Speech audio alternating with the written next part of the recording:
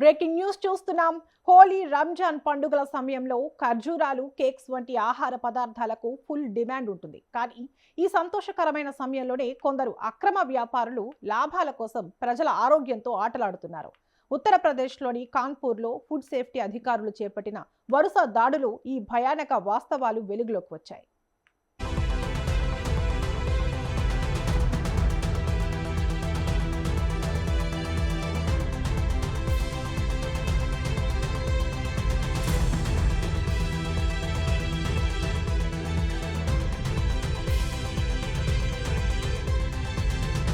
Uttar Pradesh food safety తనిఖీల్లో shocking ఘటన బయటపడింది. దాదాపు 10,000 కిలోల గడువు ముగిసిన ఖర్జూరాలు స్వాధీనం చేసుకున్నారు. ఈ సరుకు విలువ దాదాపు 50 లక్షలకు పైగా ఉంది. ఈ ఖర్జూరాలు 2022, 2023లోనే గడువు ముగిశాయి. కానీ పలువురు వ్యాపారులు కొత్త స్టిక్కర్లు, నకిలీ లేబుల్స్ అంటించి 2026 వరకు గడువు ఉన్నట్లు చూపిస్తూ మార్కెట్లోకి నెట్టే ప్రయత్నం చేశారు. రంజాన్ మాసంలో ఖర్జూరాలకు భారీ డిమాండ్ ఉండడంతో ఈ అక్రమం జరిగిందని అధికారులు గుర్తించారు. ఈ సరుకుల నుంచి 9 నమూనాలను ల్యాబ్ పరీక్షల కోసం పంపారు.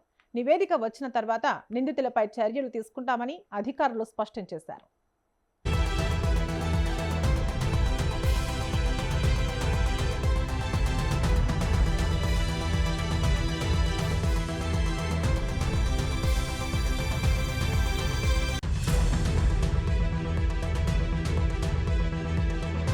మరోవైపు ఫజల్గంజ్ ప్రాంతంలో 675 కిలోల కల్తీ పాలకోవా పట్టుబడింది.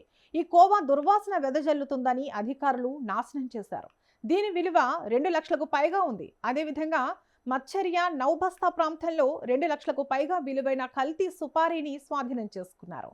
ఈ పదార్థాలను పండుగల సమయంలో ఎక్కువ ధరకు అమ్మాలని వ్యాపారులు ప్లాన్ చేస్తున్నారు.